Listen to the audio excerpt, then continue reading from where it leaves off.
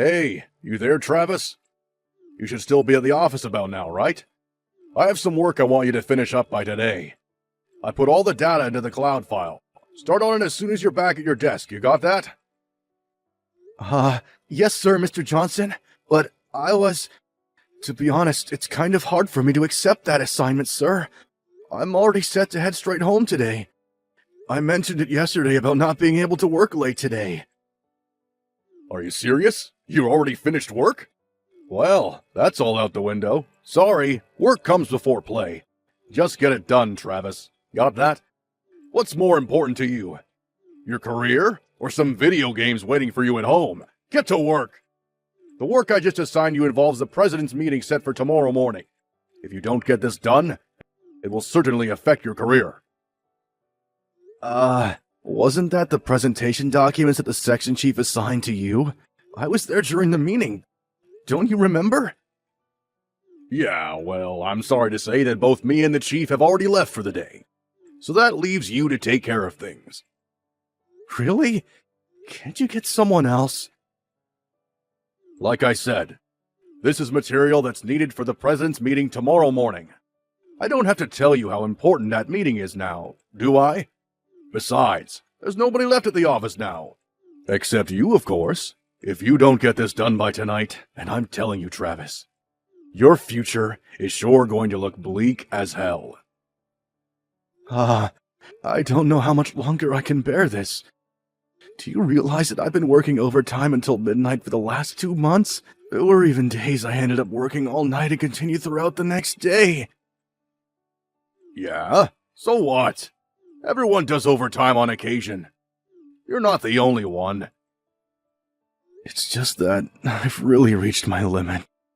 I don't know how much longer I can continue. Come on, Travis. You're not a kid anymore. What's with the victim mentality? You work for this company, and we pay you a salary, for God's sake. Stop whining and get to work, would ya? The longer you wait, the longer you won't be able to go home. Yes, Mr. Johnson. I'll get on it right away. Hey, Travis. I know you're working overtime again tonight, but I had to talk to you. Oh, hey, Sandy. Yeah, can you believe it? Is your boss forcing work on you again? You keep this up and you'll get burned out sooner or later. This can't last. Yeah, well, I just can't seem to get out of it. This whole mess, it's all completely my fault, right? I'm really sorry. It really was not my intention. What are you saying? This is not your fault, Sandy. It was all Mr. Johnson and that section chief, Mr. Blaine's fault. They should never have hit on you like that. Yeah, well, I suppose so, but you reported them to HR, and after a while, the top brass reprimanded them for how they were treating their staff members. Not really naming you specifically, but they knew, of course. Well, long story short, I was forced to resign. Isn't this whole mess making you work late hours payback for, as they would probably put it, snitching on them, right? I know you tried putting in a request for transfer to another department and even another branch office, but there's no guarantee when that will happen. I'm really sorry I got you into this mess, Sandy. Please, Travis, don't worry about me. I'm fine. It's you I'm worried about. Just don't push yourself too hard. I don't want you overdoing things. Just so you know, I'm working too, and you can just quit and find a new job. You've got plenty of potential. My dad was really worried too. Hey, Travis, you okay? Have we been cut off or something? Are you seeing this text? What's up? Are you there? Did something come up? Are you back working? Travis, answer me. Hey, Travis, you seeing this? I heard you were taken to the hospital. What the hell are you doing? You just dumped that work I assigned you. Those documents for the president's meeting today. Are you out of your mind? You really think this kind of scare tactic is gonna change anything? I mean, calling an ambulance while working overtime. Trying to highlight your ill treatment or something? Well, it isn't gonna work, buddy. According to the doctor, they say it's exhaustion. More like weakness, if you ask me. How can you become exhausted just for working a few nights of overtime? Stop your belly aching, Travis. You're such a fuss spot. Get a good night's sleep, and you'll be fine, for God's sake. It's my job as your immediate superior to discipline irresponsible employees like you.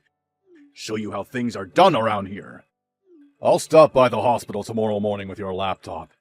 If you don't want to get fired, I suggest you get to work, buddy. Hello, Mr. Johnston. It's been quite some time, hasn't it? Hasn't been long at all. Something wrong up there? You in the psych ward or something? We just talked at the office yesterday. This is Sandy, Travis's wife. You remember me, right? Say again? Sandy? Yes, I don't know your line address, so I'm replying to you on my husband's phone. I hope you don't mind. Sandy, I didn't expect to hear from you. You took me a bit off guard there. I didn't realize you were so impatient to talk to me. I don't blame you. So, I guess you thought it over and came to the conclusion that I was the better option, huh? Kinda late for that, but still. Aren't you a little worried of leaving a record of our intimate conversation on your husband's phone? Not worried of the consequence, huh? Which means... Would you stop forcing my husband to work every night? Huh? What are you talking about? I'm not forcing anybody to do anything. That ambulance? That was all my doing. I called them last night. You called them? Why'd you go and do that? I was conversing with him through line last night when it suddenly went dead. I couldn't get a response from him after that. I was extremely worried. I called security and asked them to check out his office on the 3rd floor where he was working late last night. After some time, they made the rounds and a security guard found my husband on the floor, passed out cold. Wait a sec. I was not aware of that. This is not my fault, you got that? Don't blame this on me. The only reason he was working late is because he's slow. He's always taking a break and wasting precious time. He's got to work overtime. It's his own damn fault. Do you really expect me to believe you and Mr. Blaine? The two guys who were joking about sharing me? How can I trust what you guys say? You're not blabbing about this nonsense to other people at the office, are you? We don't need groundless rumors spreading. I've refrained from expressing my true opinion regarding how you've treated us, but this has gone far enough. I know this is all about giving you the brush off.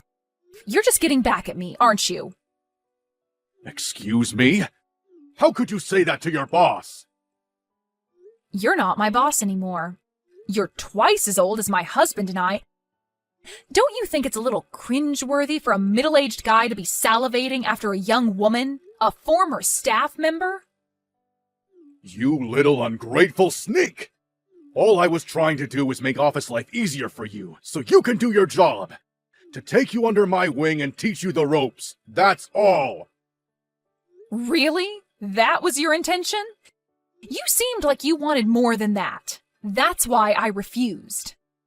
What was so wrong about that? I did my job properly and on time. There was nothing to fault me for. You think you're going to get away from insulting me like that, you spoiled brat? I've talked to my husband already. I'm recommending that he resign. What? Are you serious? Goodbye, Mr. Johnston. You really have nerve. You know that?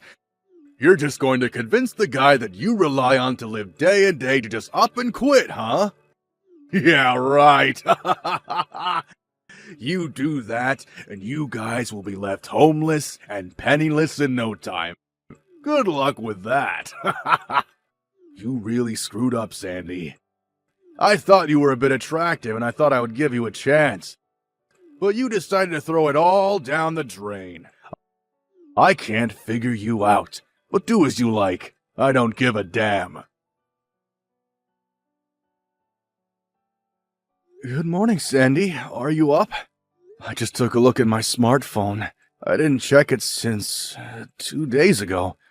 I see you had a little conversation with Mr. Johnson. Didn't go all that amicably, it seems. Yeah, right. Not a real friendly conversation, I suppose. I saw your phone on the bedside table and I was going to turn it off. Then I saw all those message notices on there that I just had to see what it was about. Could have been an emergency. Well, it was all Mr. Johnston. He was trash-talking you as usual. And after reading it, I just couldn't take it any longer. I just blew a fuse and just let my feelings out. I'm sorry. Don't be. When it comes to my well-being, you always tend to blow a fuse. I'm really sorry, Travis. I really shouldn't have gone off on him like that. Without first talking it over with you, but I just can't stand that guy. Don't worry about it. No problem. Actually, I'm thankful for what you did. Huh? You're okay with it? He was here earlier. He stopped by to drop off his laptop. Why'd he do that? He said I had a lot of time on my hands while I'm here, so he told me to get to work on some urgent documents. Wait, what? Are you serious? He was there this morning? Relax, Sandy. How can you be so calm, Travis? You're recuperating from exhaustion, for God's sake. And he's making you work? That guy needs a little more talking to. Yeah, right. But all the same, relax. Because you told him off, he made the mistake of handing me some helpful materials for my payback plans. Huh? What's the laptop got to do with your paycheck plans? You'll find out soon enough. I know this is all hard on you. But give me a bit more time, would you? Yeah, okay. If you say so, Travis. I'll leave it to you. But just don't do anything rash. You got that? Yeah, I know. Thanks, Sandy. Hey, Travis, are you still faking that exhaustion charade? About that assignment I asked you to finish up. I thought I told you to complete that by morning. I was expecting it to be uploaded to the cloud file, but it's nowhere in sight. What's going on, buddy? I'm having a meeting in an hour. I need those files. Do your job, for Christ's sake. Good morning, Mr. Johnson. I went all the way to the hospital to drop off my laptop, and this is the thanks I get? You lazy bum! I'm sure you noticed, but I'm lying in a hospital bed right now. Yeah, I can see that. But all you're doing is sleeping. You can move those fingers and tap away at that keyboard, can't you? I had the forethought to take that laptop to you so you can get your work done and save your job. Can't you see that, for crying out loud? I'm very sorry about this, Mr. Johnson. I know you need those files, but I was ordered not to work and to get adequate rest while I'm here. Excuse me? Am I hearing you right? I'll give your laptop back to you later, okay? You better have someone else work on those documents. What the hell are you even talking about? I never gave you such orders, and Mr. Bain didn't either. Oh, I get it. Doctor's orders, huh? The doctor ordered you to take it easy and not work, is that it? Yes, as you say, the doctor did say that, but... These doctors, they always exaggerate these things. You know that. Just ignore the guy, would you? Yeah, but this is a request from the company. And I can't very well ignore a request from the company now, can I? Or do you want me to just disregard company policy? Like I said, I never gave such an order. Are you deaf now? This is a request directly from the president of the company. Hold it a sec. What did you just say? The president? The head of this company? That's right. The president, CEO of the company. He contacted me directly and ordered me to rest and not work. Why in God's name would he do that? Why are you even connected to him? You're just a lowly staff member. Why would he even be aware of your presence? It was that laptop you brought me. Yours, wasn't it? Excuse me? The laptop I brought you? I have no idea what you're getting at, buddy. I'm sure you know, but about 10 days ago, The company set up a special online hotline that allows staff members to add comments directly to the president of the company. Don't tell me you went ahead and... Yep, that's right. I put in a comment. That laptop you brought me was already registered to the hotline, so all I did was include my name, employee ID number, and my comment. Darn it! I thought I put a lock on that site! Back when the special online hotline was established, I was pretty out of it. Working every night till quite late, I wasn't really in the frame of mind to be checking the details of the site.